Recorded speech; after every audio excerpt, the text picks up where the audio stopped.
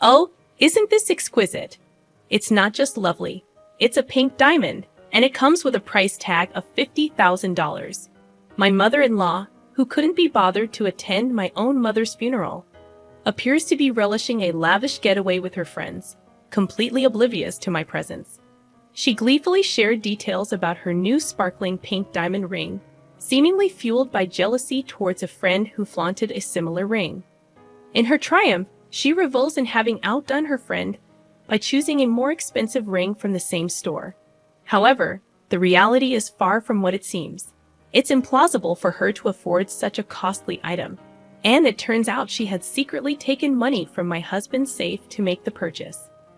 This money, crucial for her future, had been earmarked for her nursing home fees. My name is Hillary Johnson, a 46-year-old woman living with my husband Steve, who is 7 years my senior, and our high school senior daughter Gina. Despite not being wealthy, we lead a stable life. I have worked part-time at a local drugstore for over a decade, and my hobby is cultivating herbs. Lately, I've been challenging myself with a medical herb certification exam. Gina and I often discuss her future dreams, bringing us joy. 6 months ago, my father-in-law passed away, introducing significant changes to our modest lifestyle. According to his will, the house went to Steve, and the cash to my mother-in-law. The money was intended for her nursing home fees, given her age of 75. Despite this, she pleaded tearfully to live in the house, and after much debate, we agreed to cohabitate for a year while searching for a suitable home. The area where the family home is situated has now become a popular high-end residential area. Still, we are not wealthy. It's an old landholding. I learned that my mother-in-law had a habit of spending recklessly, and though I had prepared for it to some extent, the reality was shocking. As Steve heads out for dinner shopping, my mother-in-law, on the first day of our cohabitation, casually asks, "Hillary, could you lend me some money? I'm going out." "Thank you. Just in case something comes up. And I need more, give me $100 for now," she says under the pretext of buying dinner. I found myself pondering how much groceries she intended to purchase. Despite my reservations, I made the mistake of giving her the requested amount. 2 hours later, she returned by taxi, laden with bags from an upscale department store filled with expensive deli items and sweets. "Tonight, we feast. I wanted to try these side dishes. They're supposed to be delicious, and we have desserts too," she exclaimed proudly. Curious, I asked, "Mother, how much did this cost?" She replied, "Well, let's see. I went a bit over because of the taxi, but I covered the extra, so it's fine." Her proud declaration left me speechless, but little did I know this was just the beginning. Managing finances became my biggest headache after moving to the family home. While my father-in-law was alive, we used online supermarkets for groceries, paying with his card. Learning from my initial mistake of giving her large sums of money, I no longer entrusted her with shopping and kept the wallet in a locked drawer. Unhappy with not receiving money, she stopped doing any housework, caring only for the flowers at the entrance. Despite our monthly allowance of $300, she squandered it on clothes, beauty salons, meals, or coffee with neighbors. By mid-month, she would usually run out of money and ask for more. Frustrated by her reckless spending, as I was saving for my daughter's education, I calmly admonished her when she requested more money for a lunch date with friends. "Even Steve, who works, gets an allowance of $300. I can't give you more than someone who's working, so please use it more wisely." Dissatisfied, she returned to her room, likely to ask Steve for money later. The allowance came from the nursing home fund, and if it diminished, it would be her who suffered. When Steve came home, I expressed my concerns. "Did your mother ask you for more allowance again?" He replied, "Yes, she did. But I can't be too hard on her. She must be lonely without Dad. She's always been vain, you know. But I want to fulfill her wishes for at least this year that she's here." "I understand, but your kindness isn't truly benefiting her. Besides, it will eventually have repercussions for us." "You're right. I get it. My mother-in-law had a tendency to flaunt, especially in front of her 3 old friends who were mothers of my husband's classmates living in the neighborhood. I became aware of this during the funeral arrangements for my father-in-law. Steve, it's your father's funeral, so arrange the altar this way and get more extravagant flowers. The neighbors are coming. Don't embarrass your father, she instructed. Steve, being the spouse, complied with her demands to some extent, but the costs were significantly high. My mother-in-law's primary aim was to show off to the neighbors. I even felt sympathy for her, having to keep up with people from a different lifestyle. During the funeral, she only greeted 3 families of her friends. One day, after having lunch with her friends, she came back excited, her eyes sparkling. Today, Debbie showed me a ring worth $20,000 that she got from her husband for their golden wedding anniversary. I've never seen a $20,000 ring before. That's a wonderful gift. You don't have such wealthy friends, do you, Hillary? You'll probably never see anything like that in your life, she remarked with superiority and sarcasm, using her friends to boast. Hillary, you're so plain. Why don't you put on some makeup? Have you ever been to an upscale lunch? It was all about one-upping me.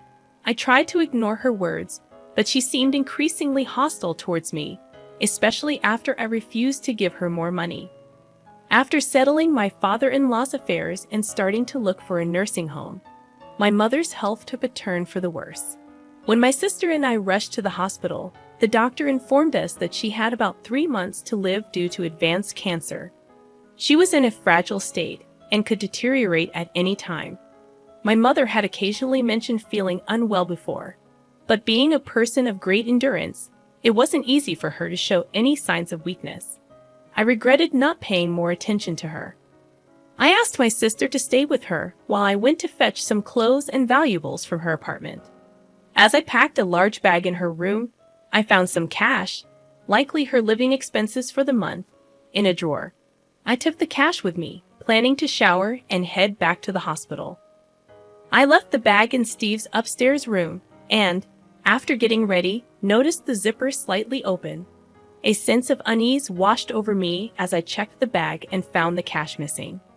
Suppressing my rising anger, I went downstairs to my mother-in-law's room.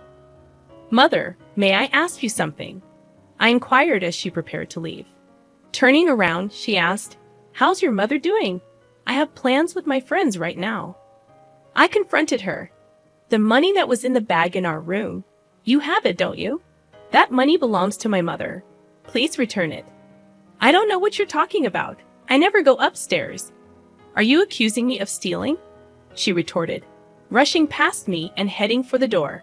"I'm going out for a fancy Chinese dinner with my friends tonight, so I don't need your poor excuse for a meal. Give my regards to your mother." With a smirk on her face, she left the house, leaving me in shock. Just then, Jenna came home and asked, "Mom, are you okay?" "Your grandmother's money.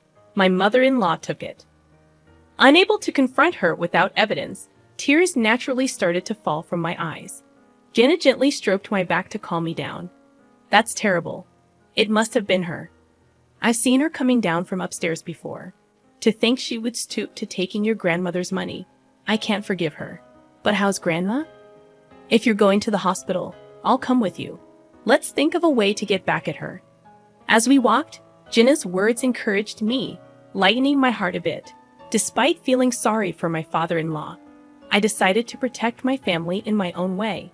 A few days later, my mother's condition suddenly worsened, and she passed away.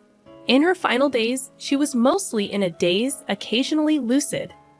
I expressed my gratitude to her repeatedly for raising me, for her love, for Gina's future dreams, for the plans with Steve, and for our old age. She didn't speak, but her eyes smiled gently and sometimes nodded. While talking to her, I remembered a visit to my father-in-law before his death. He had thought about divorcing my mother-in-law, but didn't want to trouble his son and his wife. He asked me to sell the house and put my mother-in-law in a nursing home after his death. That's when he told me about her spending habits. Her attitude changed when Steve started kindergarten, living in a wealthy area, feeling pressure to keep up with rich neighbors. She deluded herself into thinking she was wealthy too, possibly fueled by Steve's success in a famous company. I regretted not putting her in a nursing home sooner. It could have prevented the theft of my mother's money. Steve and Gina arrived in time for my mother's final moments, but only my sister and her husband were there at the end. When we returned home to prepare for the funeral, my mother-in-law was out. I decided to show her the last bit of kindness. We held a small funeral for my mother without her presence. I tried calling her, but she was out and never answered. When I returned home after the funeral, everything was quiet as if she had stayed out overnight. Then, my mother-in-law returned in a good mood. "My condolences for your loss. It must have been hard," she greeted me. I noticed a shiny new jewel in her hand that I had never seen before. "Oh, this look, isn't it beautiful?" "A pink diamond. It cost $50,000. How did you get that, Mother?" I asked. She replied, "I bought it, of course." Debbie introduced me to the store. It's a reservation-only place in New York City, so I went for an overnight stay with my friends. The hotel we stayed at, and the meals were wonderful. To my astonishment, my mother-in-law indulged in luxuries during my mother's funeral, enjoying an overnight trip to New York with friends. I was left speechless with disbelief. I bought something even more expensive than what Debbie showed me. "Feels good, Mother," my mother-in-law declared. I couldn't comprehend how she obtained such an expensive item. "You don't have that kind of money. How did you get it?" I questioned. Nonchalantly, she replied, "Oh, I found it in Steve's room safe. My passbook was in there with exactly $50,000. Since it's in my passbook, it's my money, right?" I felt frozen and disappointed by her actions during my mother's funeral, although, in all honesty, her behavior was somewhat expected. It was confirmed that she had entered our room upstairs. The passbook was in the safe of the study room that Steve now uses. The safe was an old dial type, and Steve, finding it tedious to turn the dial, left it unlocked, thinking the study was locked anyway. On the day my mother passed away, I intentionally left the study unlocked, suspecting that she might take the opportunity to enter our room and take the passbook from the safe. That $50,000 is from my father's inheritance. "Do you understand what that means?" I asked her. Unperturbed, she replied, "I know it's my money left by your father. So what's wrong with using it?" I began to feel pity for my mother-in-law. "Sure, it's your money and you're free to use it. But that was meant for your old age. We'll be moving out, so please manage on your own from now on." At first, my mother-in-law looked confused, but she slowly turned pale as she understood my words. "Wait, isn't there a separate fund for the nursing home? It's more than this amount, right?" she inquired. I explained, yes, there was more, but it decreased due to the inflated funeral costs of my father-in-law and your monthly requests for more allowance from Steve. Feeling the need to illustrate the alternatives, I handed her brochures of lovely nursing homes I had collected over several months. She looked at them speechless and shaking. At that moment, Steve and Gina came down from upstairs. I had reported to them after opening the study, so they had come to check. Steve, initially skeptical that his mother had stolen the money, had no complaints about what I did. While I would have properly arranged for my mother-in-law's nursing home if nothing had happened, her intrusion into our room and the theft of the money prompted me to protect my family. I had made it clear that entering our room and touching the money was unacceptable. I decided to sever ties with her for life. "Steve, you'll stay in this house, right? It's sad to sell a house filled with memories, but taking care of parents is a son's duty." I desperately clung to Steve. Checking the safe, I realized she had taken more than the passbook. The cash I withdrew for the car inspection too. "That's too much. I trusted you, Steve," I said, shocked by her actions. Struggling to speak, Steve admitted, "Oh, I have it. Just borrowed a bit. It was $11,000. But that wasn't all." "What about Hillary's mother's money?" I demanded. Panicking, she replied, "Oh, I'll return that too." "Then it's fine, right, Hillary? You'll forgive me now, won't you?" She hastily handed me the money, possibly pretending about the $50,000 ring. Until the end, there were no words of apology about my mother's money. "I'm sorry, but I can't live with you anymore. I'll protect my own family from now on," I declared. She broke down crying, clinging to Steve till the end. However, Steve's grief-stricken anger was intense, and he acted quickly. He sold her belongings to create a lump sum and found a nursing home affordable on her pension. The chosen home, though, was far from the family home. I probably won't see her again in my lifetime.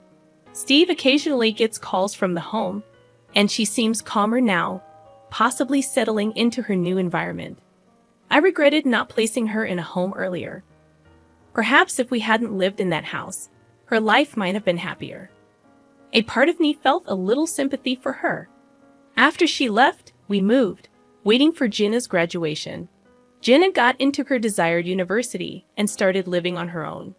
The family home, being in a popular area, quickly found a buyer. Steve is now applying for a transfer to a branch near the sea. We plan to spend a few years until retirement there, searching for our final home. We hope to continue living peacefully and harmoniously as a family.